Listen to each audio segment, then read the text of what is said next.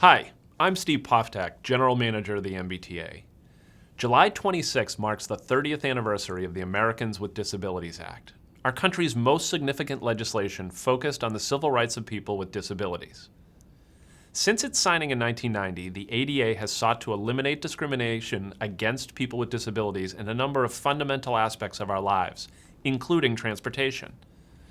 I'd like to take some time to reflect on how the ADA has helped to shape the MBTA, as well as our plans for continuously improving accessibility system-wide. The MBTA's first foray into providing accessible service actually began in the 1970s. Our very first elevator went into service at Quincy Center Station in 1971. And in 1977, lift-equipped vans began providing door-to-door paratransit service in and around Brookline.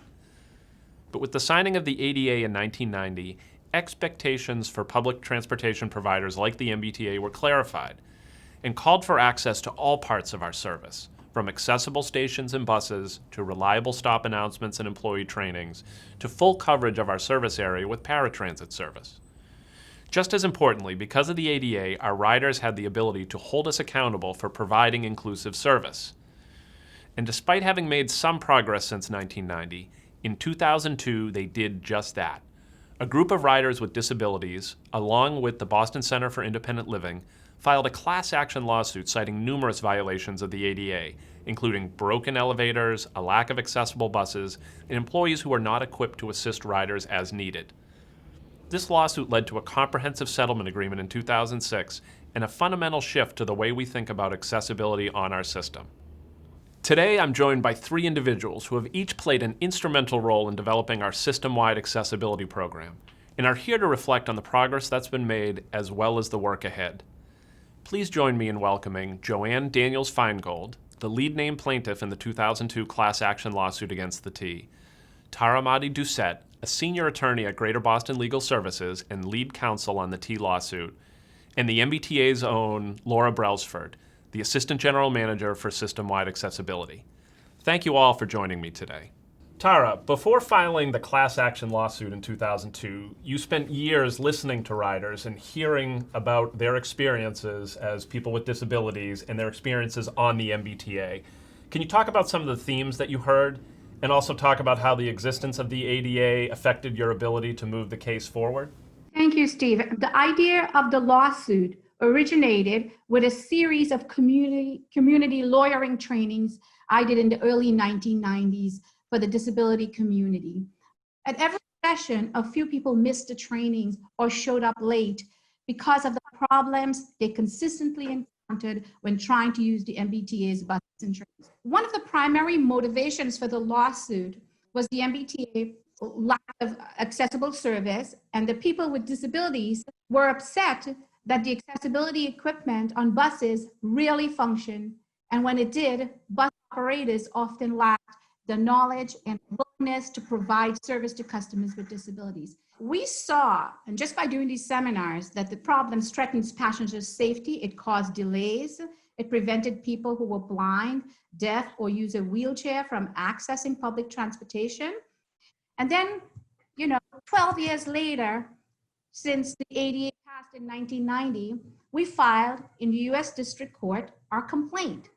We allege that the failure of the MBTA to provide equal access to public transportation services violates Title II of the Americans with Disabilities Act.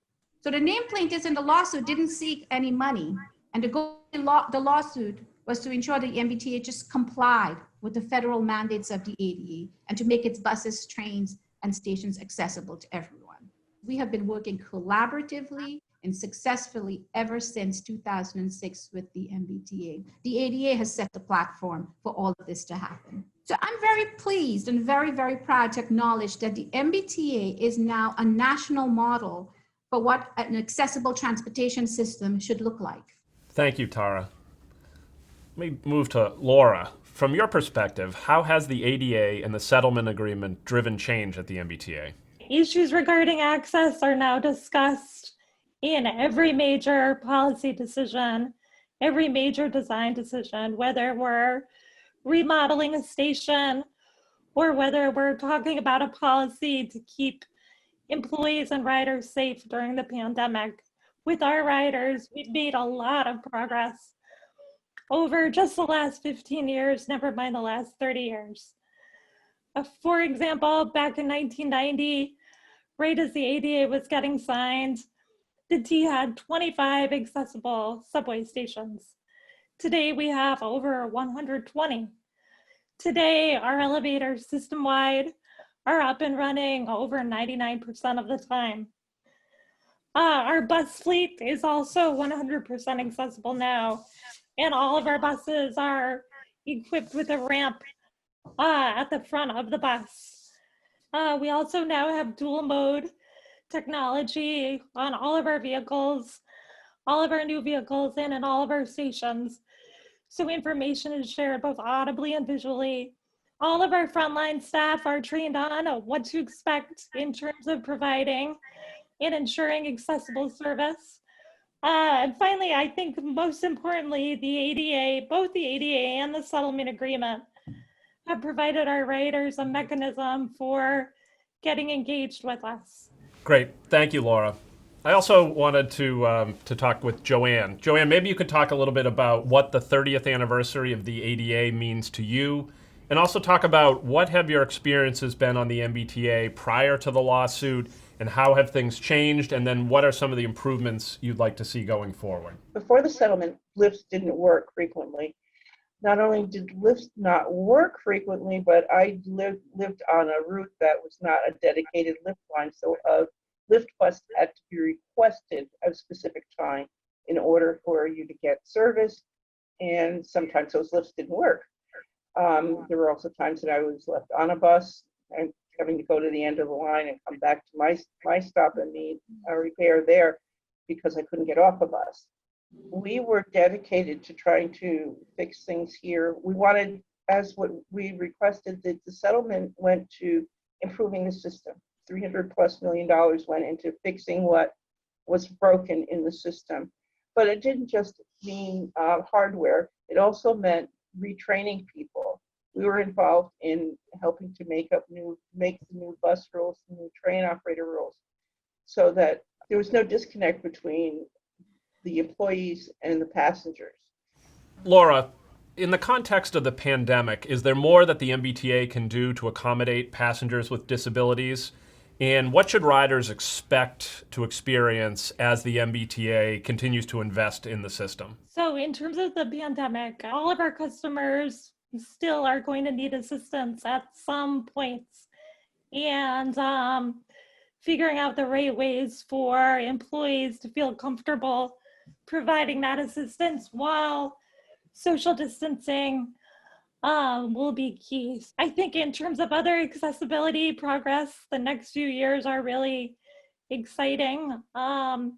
We have some major station upgrades in the pipeline. We're also working on rebuilding a couple hundred bus stops to make them more accessible. I want to thank each of you for joining me today and sharing your perspectives. It was great to hear your views on what the MBTA has accomplished and what the MBTA has ahead of it in terms of work. Thank you for the opportunity. Thank you. I'd also like to add one closing thought. While we know that improvements to accessibility are essential to ensuring that our riders with disabilities can use the MBTA safely and confidently, we also know that, thanks to the ADA and our riders who have held us accountable and continue to partner with us, that the MBTA is a better, more accessible, and reliable system for all of our riders. With that in mind, we celebrate this important anniversary. If you're interested in learning more about accessibility at the T and how you can get involved, please visit mbta.com/accessibility.